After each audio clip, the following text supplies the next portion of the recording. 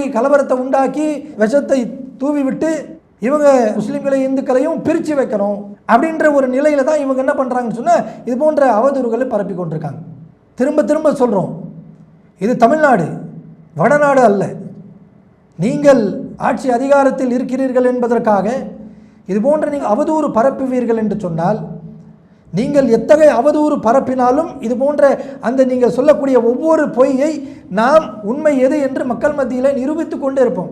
முஸ்லீம்களை வைத்து தான் இவங்களுடைய அரசியல் பிழைப்பு, இவங்களுடைய அனைத்தும் காரியங்களை அமைத்து கொண்டிருக்கிறாங்க. முஸ்லீம்கள் தவறான ஒரு தீவிரவாதிகள் அது இதுன்னு சொல்லி ஏதாச்சும் ஒரு விஷம கருத்துக்களை பதிவு பண்ணிகிட்டே இருக்காங்க. செய்தியும் சிந்தனையும் என்கின்ற இந்த நிகழ்ச்சியின் வாயிலாக நாட்டில் நடக்கக்கூடிய பல செய்திகளை உங்கள் மத்தியில் நாம் கொண்டு சேர்த்து கொண்டிருக்கின்றோம். அந்த வரிசையில் இன்றைய தினம் நாம் பார்க்கக்கூடிய செய்தி என்னவென்று சொன்னால், ஒரு 4-5 நாட்களாக வலைதளங்களில் தவறான அவதூறு பரப்பக்கூடிய செய்திகளை இந்து முன்னணி என்று சொல்லக்கூடிய அமைப்பை சார்ந்தவர்கள் இன்ஸ்டாகிராம், ஃபேஸ்புக், வாட்ஸ்அப் என்கின்ற இது போன்ற தளங்களில் முஸ்லீம்களுக்கு எதிராக விஷம கருத்துக்களை அவர்கள் பகிர்ந்து கொண்டிருக்கிறார்கள். இல்லாத ஒரு செய்தியை, முஸ்லீம்கள் செய்யாத செயலை செய்ததாக அதை அவர்கள் பரப்பி கொண்டிருக்கிறார்கள். அந்த செய்தி என்னவென்று சொன்னால், ஒரு 4-5 நாட்களுக்கு முன்பாக, அதாவது கடந்த வெள்ளிக்கிழமை அன்று முஹர்ரம் மாதத்துடைய 10ஆம் தேதி, இந்த 10ஆம் தேதி அன்று இஸ்லாத்தில் சொல்லப்படாத ஒன்று ஒரு சில முஸ்லீம்கள் முஹர்ரம் பண்டிகை என்று சொல்லி இஸ்லாமிய மார்க்கத்தில் இல்லாத ஒன்றை அவர்கள் புரிதல் இல்லாமல் அதை கொண்டாடக்கூடியதை பார்க்குறோம். அதுவே இஸ்லாம் வன்மையாக கண்டிக்குது. இஸ்லாமிய பிரச்சாரம் செய்யக்கூடிய ஒவ்வொருவரும் இது சம்பந்தமாக பல்வேறு பிரச்சாரங்களை செய்து கொண்டிருக்கிறார்கள். இந்த செயல் இஸ்லாத்தில் இல்லை, இந்த செயல் நீங்கள் செய்தால் நரகத்திற்கு செல்வீர்கள் என்று பிரச்சாரங்களை செய்யக்கூடிய நிலையை நம்ம பார்க்குறோம். அந்த கொண்டாட்டம் என்பது இஸ்லாத்தில் தடுக்கப்பட்டது. இந்த கொண்டாட்டத்தை வைத்துதான் ஒரு சில இளைஞர்கள் செய்த தவறுகளை வைத்து இந்து முன்னணி என்று சொல்லக்கூடிய RSS உடைய அமைப்பு, அதில் இருக்கக்கூடியவர்கள் பொய்யான செய்திகளை மக்கள் மத்தியில் அந்த விஷம கருத்துக்களை பரப்பி கொண்டிருக்காங்க. அது என்னன்னு பார்த்தோம் சொன்னால், கிருஷ்ணகிரி மாவட்டம் பொச்சம்பள்ளி என்று சொல்லக்கூடிய பகுதியில் ஒரு பள்ளிவாசல் இருக்கின்றது. அந்த பள்ளிவாசல் சுற்றி இருக்கக்கூடிய சில முஸ்லீம் இளைஞர்கள் அந்த பள்ளிவாசலில் இருக்கக்கூடிய நிர்வாகிகளிடத்தில் போய் கேட்குறாங்க, முஹர்ரம் கொண்டாட்டத்தை இந்த வருஷம் நம்ம கொண்டாடலாம் அப்படின்னு. உடனே அந்த நிர்வாகிகள் சொல்கிறாங்க, முஹர்ரம் எல்லாம் கொண்டாட்டமே கிடையாதுப்பா, இஸ்லாத்தில் இல்லை அப்படின்னு சொல்லி அவங்கள சொல்லி அனுப்புகிறாங்க.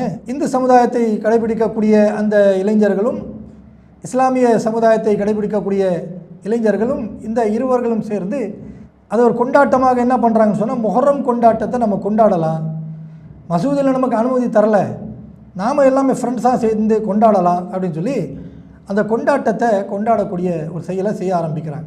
அதை எப்படி செய்கிறாங்கன்னு சொன்னால், காவல்துறைக்கிட்ட அனுமதி கேட்குறாங்க. நாம் ஸ்க்ரீனில் இந்த லெட்டர் காமிக்கிறாங்க பாருங்கள், இந்த கடிதத்தை காவல்துறை இடத்துல போய் அனுமதி கேட்குறாங்க. கடந்த 24ஆம் தேதி 6வது மாதம் ஒரு கடிதத்தை கொடுத்து நம்ம முஹர்ரம் கொண்டாட போகிறோம், ஊர்வலமாக போயிட்டு வர போகிறோம், புலி வேஷம் போட போகிறோம், இதெல்லாம் இஸ்லாத்தில் இல்லாதது தானே, புலி வேஷம் போட போகிறோம் அப்படின்னு சொல்லி அந்த முஸ்லீம் இளைஞர்களும் இந்து சமுதாயத்தை சேர்ந்த இளைஞர்களும் காவல்துறையில் போய் அனுமதி கேட்குறாங்க. அந்த அனுமதிக்கு பிறகு ஒரு பெரிய மெயின் ரோட்டில் பெரிய ஒரு பேனர் வைக்கணும் அவங்க திட்டமிடுறாங்க.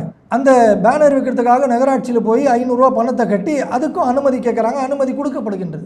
அதற்கு பிறகு என்ன பண்ணுறாங்க, அந்த இடத்துல ஒரு மெயின் ரோட்டில் ஒரு பெரிய பேனரை வைக்கிறாங்க. அந்த பேனரை கொஞ்சம் நல்லா கூர்ந்து கவனிங்க. இன்றைக்கு தமிழகத்தில் எப்படியாச்சும் இந்து முஸ்லீம் கலவரத்தை உண்டாக்கணும், மாமன் மச்சான்களாக, அண்ணன் தம்பிகளாக, அக்கா தங்கைகளாக ஒன்று சேர்ந்து இருக்கக்கூடிய இந்து முஸ்லீம்கள் இடையில் ஒரு பிரச்சனையை, கலவரத்தை உண்டாக்கணும் என்கின்ற நோக்கத்தோடு இந்து முன்னணி என்கின்ற பெயரை வைத்துக்கொண்டு இந்துக்களுக்கு எந்த விதமான முன்னேற்றத்துக்கான செயலும் செய்யாமல் வெறுமனே கலவரத்தை உண்டாக்கணும் அப்படின்ற ஒரு எண்ணத்தோடு இவர்கள் என்ன செய்கிறாங்கன்னு சொன்னால் அவதூறை பரப்பி கொண்டிருக்கிறாங்க. இந்த பேனரில் பாருங்கள், ஒரு சகோதரர் அந்த பேனரில் இருக்கக்கூடிய எல்லா ஃபோட்டோக்கள்லையும் பாருங்கள், அதில் ஒரு சகோதரர், அவர் தான் மெயின் ஹெட்டு மாதிரி ஒரு பெரிய சைஸில் முகம் காட்டக்கூடிய அளவிற்கு முதல் இடத்துல அவருடைய முகம் இருக்குது. அவர் பாருங்கள் முஸ்லீம் அல்ல, அழகாக அவர் என்ன பண்ணுறாரு, நெத்தியில் விபூதி வச்சுருக்கிறாரு, பொட்டு வச்சுருக்கிறாரு. நம் தொப்புள்குடி உறவாக இருக்கக்கூடிய இந்து சமூகத்தை கடைபிடிக்கக்கூடிய சகோதரர் அவர் இருக்கார். இந்த கூட்டத்தில் பார்த்தீங்கன்னு சொன்னால் ஏராளமான ஃபோட்டோஸ் இருக்குது. இந்த ஃபோட்டோக்களில் இருக்கக்கூடியவர்கள் இளைஞர்கள், முஸ்லீம்களும் இருக்கிறாங்க, மாற்று மதத்தில் இஸ்லாம் அல்லாத இந்துக்கள் அவர்களும் இருக்கிறாங்க. அதே பேனர் இன்னொன்று பாருங்கள், அந்த படமும் காட்டப்படுது. இந்த பேனரில் அந்த ஃபோட்டோஸ்லாம் போட்டுட்டு இந்த பேனருக்கு ஒரு பேர் வைக்கிறாங்க, அவங்களுடைய அந்த டீமுக்கு என்ன பேர் வைக்கிறாங்க? திப்பு சுல்தான் பேரவை அப்படின்ற ஒரு பேர் வைக்கிறாங்க.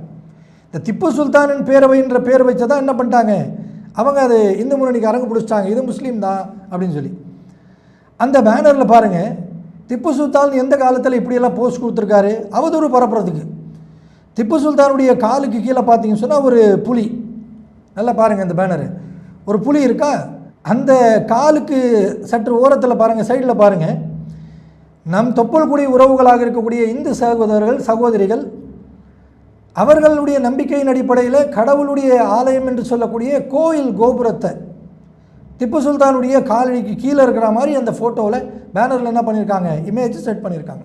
இந்த படத்தை பார்த்தோம் சொன்னால் திப்பு சுல்தானுக்கு காலுக்கு கீழே இருக்கக்கூடிய அந்த புலி, இந்த கோபுரங்கள், இது யாருமே ஏற்றுக்கொள்ள மாட்டாங்க.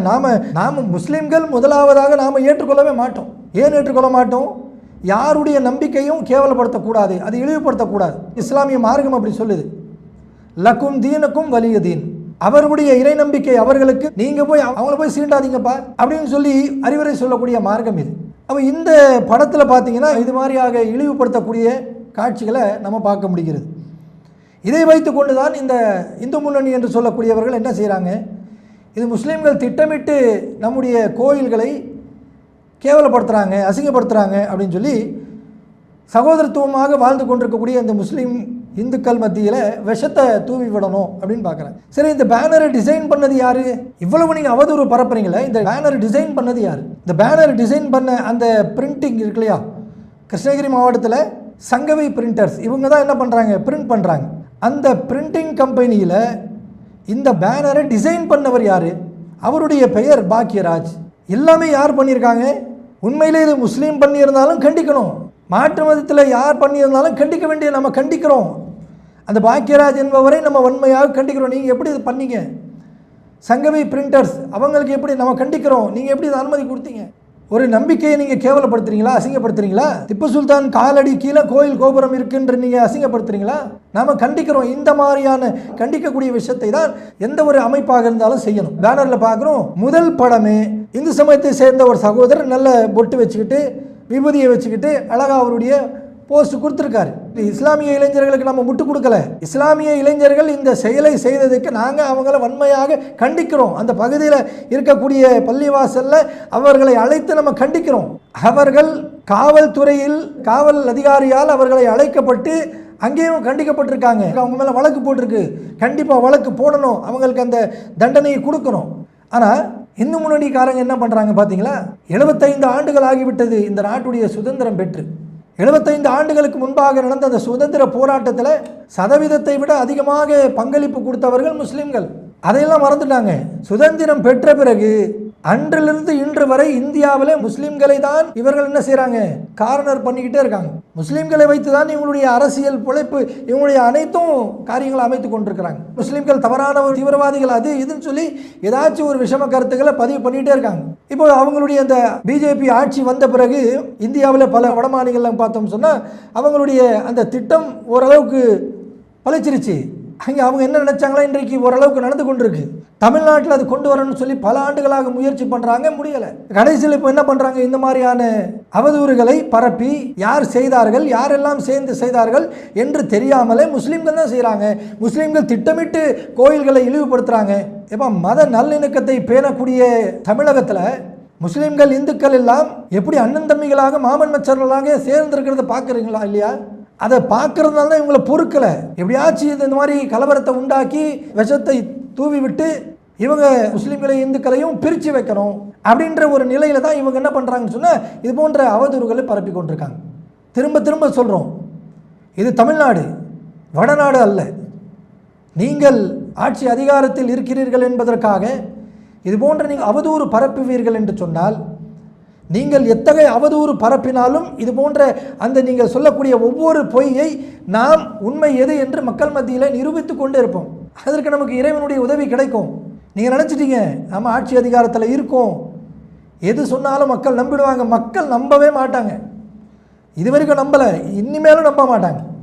இந்து முன்னணி பேர் வச்சுருக்கீங்களே, இந்துக்களுடைய முன்னேற்றத்துக்காக என்ன செஞ்சீங்க அதை செய்யுங்கப்பா. எத்தனையோ இந்து சகோதரர்கள் இன்றைக்கும் இளைஞர்கள், படித்த இந்து சகோதரர்கள் வேலை இல்லாமல் கஷ்டப்பட்டுட்டு இருக்காங்க, சிரமப்பட்டிருக்காங்க. அவங்களுக்கு அந்த வேலை கிடைக்கக்கூடிய வாய்ப்பை தேடி கொடுங்க.